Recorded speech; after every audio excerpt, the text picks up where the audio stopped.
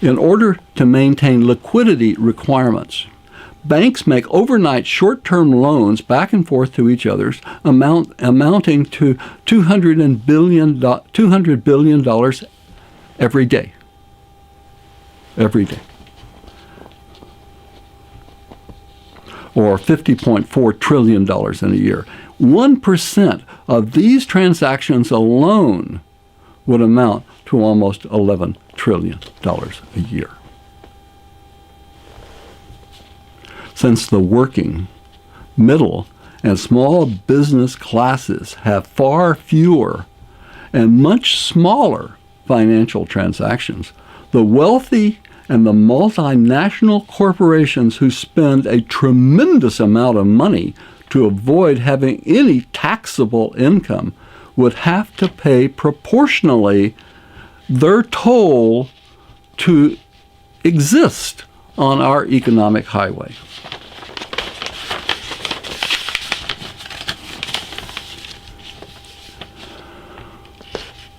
And their use of our courts and our institutions to enforce their contracts and to facilitate their profits.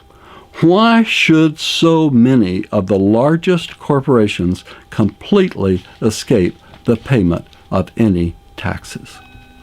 It is likely that the federal government could operate on the revenues produced by a simple transaction tax of less than 5% on the movement of all money. As a result, the payment of taxes would shift from individuals, from the people, and small businesses to the large corporations and their financial institutions, and it would shift from the laboring poor to the wealthy elite.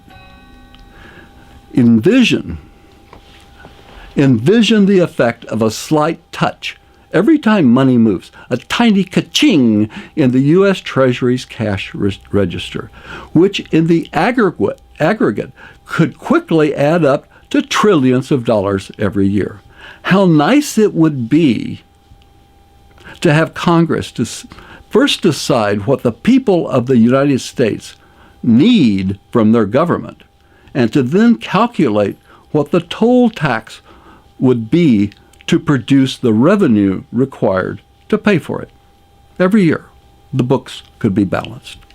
The result would be significant. Public debt could be eliminated, and the United States could finally achieve a balanced budget every year. Imagine that most people would only have to pay an annual tax rate of a few percent on their spending income, because most of us spend what we earn, or pretty close. Of course, the transaction tax would result in a small increase in the overall cost of goods and services that people purchase, because taxes would have been paid back through the processes that produced these physical things. However, the toll would apply to all financial transactions, including the purchases of limousines, helicopters, and mansions by the wealthy, who rely on every single imaginary scheme to avoid having any income upon which to pay taxes. Those who enjoy luxuries would pay more for them, and those who gamble in the money markets would have to pay for their visit to the economic casino. In a regulatory sense, a universal financial toll tax would operate something like the income tax, in that individuals and corporations, we can't be fools about this. People would have to prepare an annual tax report rather than as a sales tax where the revenue would be collected at the point of purchase. For most individuals, small businesses and corporations, the preparation of tax returns would be greatly simplified. A transaction tax was believed to pose impossible accounting problems when first proposed by James Tobin 40 years ago. However, computer technology now allows for the instantaneous calculation and posting of all financial transactions. Just as the income tax contributions of workers are withheld from their paychecks every week It should be possible for the tax on corporate financial transactions be paid by the close of business every Friday afternoon. Conclusion. The people do not have to willingly endure corporate government and unfair taxation. Those who pay the taxes must make the essential decisions about the methods of taxation and their level of payment. Otherwise, we, the people, live in slavery, and our freedoms are illusionary. Well, that was a little more than 280 characters. But how else can it be said? I mean, that's a very complicated subject that was just discussed. But we do need to look at these very complicated situations in a way that maintains the policy of the people. And what do we want and what do we need from our government? That's the question. And I think it is a paramount question right now in the next few months until the election in November. Now, I have to confess to something.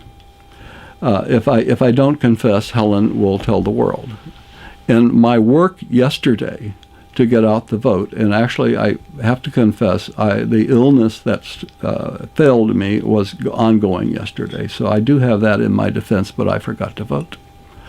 We always mail in our ballots, and we vote together as a family around the kitchen table, and we generally vote as a block. But this year, Naomi was busy, and Helen was busy, and I was busy, and they got their votes in the mail, but I didn't, and I was going to walk up to the polls yesterday and experience it the old-fashioned way, and last night I realized that I forgot to vote. I don't suspect that my vote would have made much of a difference, but anyway, that's it for the day. The things we remember are speak out, register, vote, defend your rights of liberty, and protect your consent to be governed. That's it, June the 6th. I may either take the day off tomorrow or I will conclude. But this is my goal, was to do 7 of these. It was going to be, you might say, a week with William, if you wanted to put it that way. But I wanted to be able to see what I could do instead of writing articles in books, because I'm tired of writing articles in books and going through that entire process. And if what I have to say and organize quickly in a way each morning as I have looked at it as an argument that I would make in court. I was thinking mostly and working as a lawyer in my head as I tried to organize my thoughts and discuss them with you here this week. But I am going to have to reflect upon it and look at what I have done and decide what I'm going to do in communicating in the future. But I think this is pretty much it. This pretty much summarizes the principles that I've been proposing by which we govern ourselves in this country. And I think that it is pretty much all expressed in the materials that are available on the websites that are my own personal website, williamjohncox.com, and we continue to struggle on, but I look at the doom and gloom that surrounds us, and I, back here I have news feeds going, every day. I am reading the world's news and thinking about it, but